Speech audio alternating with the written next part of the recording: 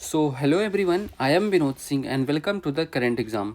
So I hope कल वाली class आप सबको बढ़िया लगी होगी। कुछ भी आपको फीडबैक देना हो, कुछ ऐड करवाना हो क्लास में, या कोई तरीका आपको पसंद हो या फीडबैक देना, तो आप कमेंट करके प्लीज़ बता दीजिएगा। ठीक है, तो मैं इम्प्रूव कर लूँगा चीज़ें वो सब।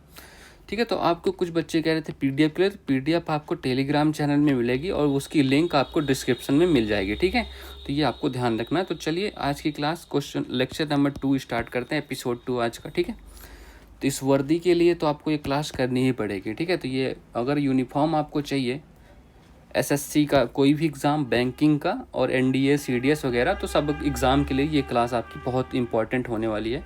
तो द हिंदू न्यूज़पेपर के एडिटोरियल से वोकैब हम करने वाले हैं। चलिए, आज का पहला वर्ड है टेडियस। टेडियस मतलब क्या होता है? टेडियस, देखो, tedious means something that is boring, मतलब कुछ ऐसा काम कर रहे हो जो आप बोरिंग है, स्लो है और टायरसम है, specially because it takes a long time और इज़ रिपीटेटिव। मतलब ऐसा, मतलब किस कारण से ये बहुत समय लग रहा है, इस वजह से, मतलब कोई काम होता है आप बहुत समय से कर रहे हो लगातार लगातार, तो बोर होने लग जाते हो। या रिपीटिव मतलब बार बार सेम चीज़ कर रहे हो, है ना, तो वो रिपीटिव। मतलब ऐसे में अगर आप क्या होता है, तो ऐसे में आप क्या हो जाता है, उबाऊ, मतलब बोरिंग लगने लगता है। टायरिंग, उबाऊ कहते हैं इसको, टायरिंग, बोरिंग, कुछ भी कह लो। तो ये देखो कर करके बेचारा सो रहा है। तो लॉन्ग डल, इसका देखो टेडियस मतलब लॉन्ग, डल एंड बोरिंग। ठीक है, तो लॉन्ग, डल एंड बोरिंग नीरस काम होता है, नीरस प्रवृत्ति का कोई काम होता है। ठीक है, जैसे आप लोगों को तो पढ़ाई ही लगती है, आप पढ़ते पढ़ते पढ़ते बोर हो जाते हो, है ना। रील चाहे दिन भर देखो, वो नहीं बोर होते। सेम चीज़ें रिपीटिव मोड पे आप देखते रहते हो, लॉन्ग टाइम तो देखते रहते हो, स्टिल बोर नहीं होते आप लोग। Requiring too much time and attention in the tiresome way, मतलब जब बहुत अधिक टाइम लग रहा है तो उस वजह से आप उसमें बोर हो गए हो। ठीक है, तो ये आप इस बंदे को देख के समझ सकते हो। टेडियस मीनिंग मतलब उबाऊ, बोरिंग। एग्जाम्पल्स देख लो, तो कॉपिंग data into a spreadsheet can be tedious, मतलब किसी स्प्रेडशीट में कहीं से डाटा कॉपी करके कहीं रखना उबाऊ काम हो सकता है। The lecture was so tedious I could barely stay awake, मतलब जो क्लास में लेक्चर होती हैं, ये तो बिल्कुल सत्य बात है आप लोगों के लिए, है ना। जो क्लास में लेक्चर होते हैं वो काफ़ी ज़्यादा बोरिंग होते हैं, उबाऊ होते हैं, मतलब नीरस प्रवृत्ति के होते हैं, कोई मज़ा नहीं आ रहा, तो मैं मुश्किल से ही जाग पाया, अदरवाइज सो गया। He found cleaning the garage tedious को, मतलब उसने गैरेज को क्लीन करना भी उबाऊ पाया। ठीक है, तो ये सब आपको समझ आ गया। टेडियस मतलब उबाऊ। चलो इसके सिनोनिम्स देख लो। बोरिंग हो गया, मतलब सिनोनिम्स मतलब क्या होता है, समानार्थक शब्द, मतलब समान अर्थ रखने वाले शब्द। डल हो गया, मोनोटोनस हो गया, टायरसम हो गया, रिपीटिव हो गया, वेरीसम हो गया। ठीक है, तो ये आपको सिनोनिम्स हो गए। एंटोनियम्स देख लो। एंटोनियम्स मतलब विपरीत अर्थ वाले। इंटरेस्टिंग हो गया, मतलब वाओ, जैसे आप रील देखते हो, रील्स तो आपके लिए इंटरेस्टिंग होती है ना। एक्साइटिंग, फनिंग, इंटरटेनिंग मतलब आनंददायक, थ्रिलिंग, इंगेजिंग, स्टिमुलेटिंग, इंजॉयबल, ये सब आपको एंटोनियम्स ध्यान रखने हैं। ठीक है, चलो। आज का वर्ड नंबर 2 है नेब। नेव मतलब क्या होगा, देखो, नेव आल्सो स्पेल्ड इन नेव, ये आपको ध्यान रखना, बस ये आप स्पेलिंग याद रखिएगा बस।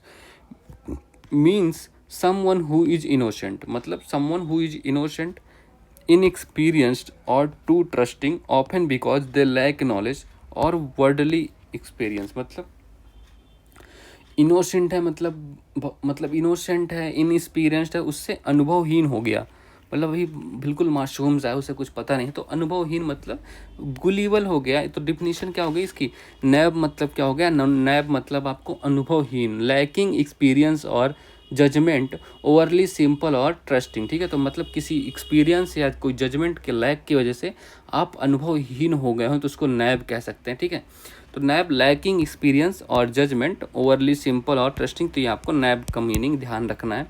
एग्जाम्पल्स देख लो। सी वॉज टू नैब, मतलब वो काफ़ी ज़्यादा अनुभवहीन थी, to see that they were lying to her, मतलब ये देखने के लिए कि वो कुछ बच्चे थे उनसे झूठ बोल रहे थे, बट इसको समझने के लिए वो काफ़ी अनुभवहीन थी। जैसे जैसे आप बड़े होते तो आप समझने लगते हो लोगों की चालाकियाँ, तो वही कहा जा रहा है। He has a naive believe that everything will work out perfectly, मतलब उसके पास अनुभवहीन भरोसा था कि सब कुछ अच्छे से काम करेगा, बट ऐसा होता नहीं है। आपके 10 साल के रिलेशनशिप एक दिन में टूट जाए, क्या पता, है ना, क्या पता कोई समझ जाए। Children are often nerve about the dangers of the internet. ठीक है, मतलब बच्चे हमेशा अनुभवहीन होते हैं इंटरनेट के खतरों से, मतलब उन्हें पता नहीं होता कैसे खतरे आपको इंटरनेट से झेल नहीं सकते। एक तो होना चाहिए, देखो जैसे न्यूजीलैंड में एक कानून बन गया है कि 16 साल से कम के बच्चों को आप इंटरनेट मोबाइल से दूर रखो, सोशल मीडिया से दूर रखो, ये हर जगह होना चाहिए। आज आपके 10 साल भी ज़्यादा बोल रहे लगता है, 8 साल 6 साल के बच्चे रील्स स्क्रॉल करते रहते हैं दिन दिन घंट, है ना। अभी तो छुट्टियां चल रही हैं बच्चों की, तो still they parents are enjoying because कि मतलब उनको फ़ोन दे दो, वो बिजी रहेंगे और तुम लोग अपने में बिजी। तो बस यही है, बट ये लॉन्ग टर्म पे बच्चों के लिए काफ़ी नुकसानदायक है, एटलीस्ट पर पेरेंट्स के लिए भी है। अच्छा, नैब का सिनोनिम्स देख लो, इनोसेंट हो गया, गुलिबल हो गया, ट्रस्टिंग, चाइल्ड लाइक, अनसस्पेक्टिंग, ठीक है। एंटोनिम्स क्या होगा, एंटोनिम्स मतलब वाइज, बुद्धिमान है, एक्सपीरियंस्ड है, इस कैपिटल, वर्डली, श्रूड, ठीक है। तो ये सब इसके एंटोनियम्स हो गए। तो नैब का मतलब समझ आ गया, मतलब नैब का मतलब अनुभवहीन, ठीक है। चलो, स्टैम्पेड, अच्छा ये तो आपने सुना होगा, अभी महाकुंभ में भगदड़ हुई, आरसीबी के उसमें गैदरिंग में भगदड़ हुई, तो काफ़ी दिल्ली रेलवे स्टेशन में भगदड़ हुई, मुंबई रेलवे स्टेशन में हादसा हुआ, तो इन सब में स्टैम्पेड का काफ़ी आपने नाम सुना होगा।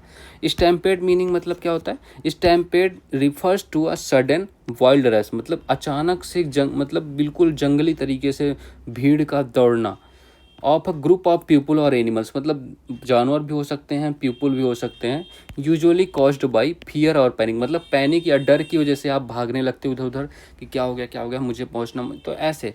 तो अ sudden wild rush of a group of people और एनिमल, मतलब कि अचानक से कोई ग्रुप या ग्रुप ऑफ पीपल दौड़ने लग जाए या रश करने लग जाए, तो उसको स्टैम्पेड या भगदड़ के रूप में हम जानते हैं, ठीक है, भगदड़ के रूप में जानते हैं।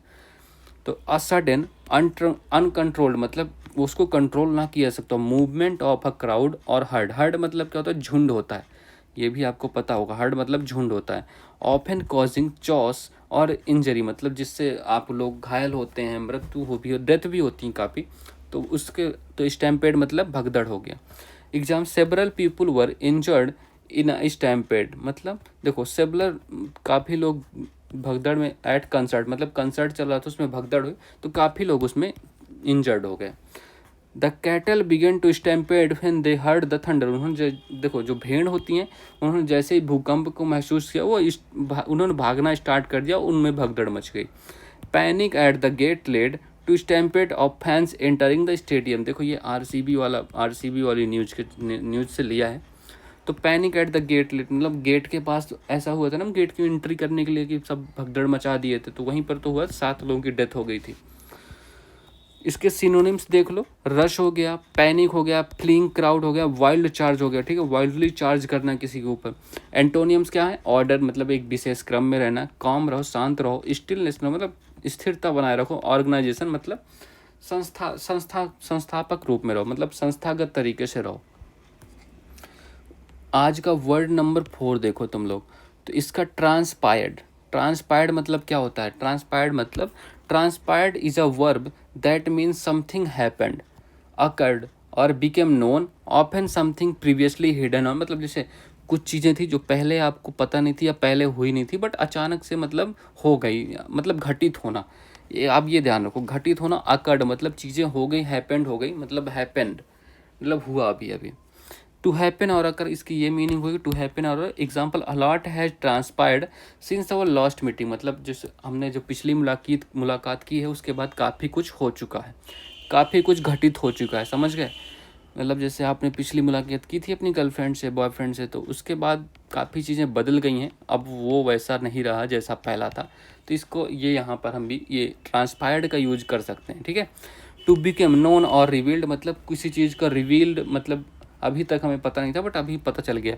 It later transpired that he was not telling the truth, मतलब ये बाद में पता चला, बाद में रिवील हुआ ऐसा कि वो सच नहीं बोल रहा था, ठीक है। तो इसका मतलब दोनों तरह से मतलब निकाला जा सकता है ट्रांसपायर्ड का, ये ध्यान रखिएगा।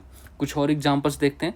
आई strange incident transpired at the event last night, मतलब एक अजीब सी घटना घटित हो गई लास्ट नाइट के इवेंट में। It transpired that she had been planning the surprise all along, मतलब ये पता चल गया अचानक से कि वो प्लान कर रही थी, हमें मतलब पहले से ही काफ़ी प्लानिंग चल रही थी। Nothing unusual transpired during the meeting, मतलब कुछ मतलब ऐसा जो घटित नहीं हुआ जो पहले से ना पता हो, तो ड्यूरिंग द मीटिंग मतलब मीटिंग के दौरान कुछ भी ऐसा घटित नहीं हुआ जो यूजुअल ना हो, ठीक है। सिनोनिम्स देख लो ट्रांसपायर्ड के, तो happened, occurred, emerged, came to light, unfolded मतलब फोल्ड था, अनफोल्डेड मतलब किसी चीज़ का बाहर आना, दिखना या हो जाना अनट्रांसपायर्ड कहलाता है, ठीक है। चलो, तो और इसका एंटोनियम्स हिडन स्टिल छुपा हुआ है, अनरिवील्ड, अननोन, कंसील्ड, ठीक है। तो ये आपको ध्यान रखना है। चलो आज का 5वां वर्ड देखो, तो कोर्स, ठीक है। तो कोर्स हो गया, ये कोर्स आपको ये इंपॉर्टेंट है, ये आपको ध्यान रखना है, ये इसको मत छोड़िएगा, ठीक है। इसको भी नोट कर लेना तुम लोग नोट्स में। तो कोर्स मतलब क्या होता है? Coerce means to force someone to do something by using threats, धमकी देकर, प्रेशर लगा के, और intimidation even if they don't want to do it, मतलब कोई किसी काम को करना नहीं चाहता बट आप उसको धमकी उमकी दे के, प्रेशर डाल के, दबाव डाल के उसको मतलब फोर्स कर रहे हो, मतलब ज़बरदस्ती उससे काम करवाना चाहते हो, ठीक है। देखो ये कंपनी का मालिक आपको डांट रहा है, आपको काम करना ही पड़ेगा, फोर्स कर रहा है आपको कि करो करो करो, नहीं तो फिर जॉब से निकाल दूंगा। To make someone to do something by force और थ्रेट मतलब किसी से कोई काम करवाना धमकी दे के या फोर्स मतलब दबाव डाल के, तो उसको हम कोर्स के रूप में याद रख सकते हैं। तो coerce to make someone do something by force और थ्रेट, ये ध्यान रखिएगा, ठीक है। इसकी मीनिंग हो गई ज़बरदस्ती करना, मतलब फोर्स करना किसी चीज़ को। He was coaxed into singing the मतलब वो कंसर्ट में गाने के लिए उसको फोर्स किया गया। The kidnappers tried to coerce her into keeping quiet मतलब किडनैपर्स ने उस लड़की को मतलब काफ़ी दबाव डाला कि वो चुप रहे। They used fear to coerce the villagers into cooperation, ठीक है। तो उन्होंने मतलब डर दिखाया, टू कोर्स मतलब फोर्स करने के लिए, गांव वालों को कोऑपरेट करने के लिए, ठीक है। ये ध्यान रखिएगा। सिनोनिम्स देखो, तो फोर्स हो गया, प्रेशर हो गया, कॉम्पेल हो गया। कॉम्पेल भी आपको याद रखना है, काफ़ी इंपॉर्टेंट है। ये जो CGL 2024 है ना, CGL 2024 में ये वर्ड आया था आपका। इंटीमिडेट, थ्रेटन मतलब धमकी हो गया। एंटोनियम्स क्या है? मतलब विपरीतार्थक शब्द। परस्यूट हो गया, कन्विंस हो गया, इनकरेज हो गया, अलाउ हो गया, गिव फ्रीडम हो गया। तो ये एंटोनियम्स भी आपको ध्यान रखना है, ठीक है।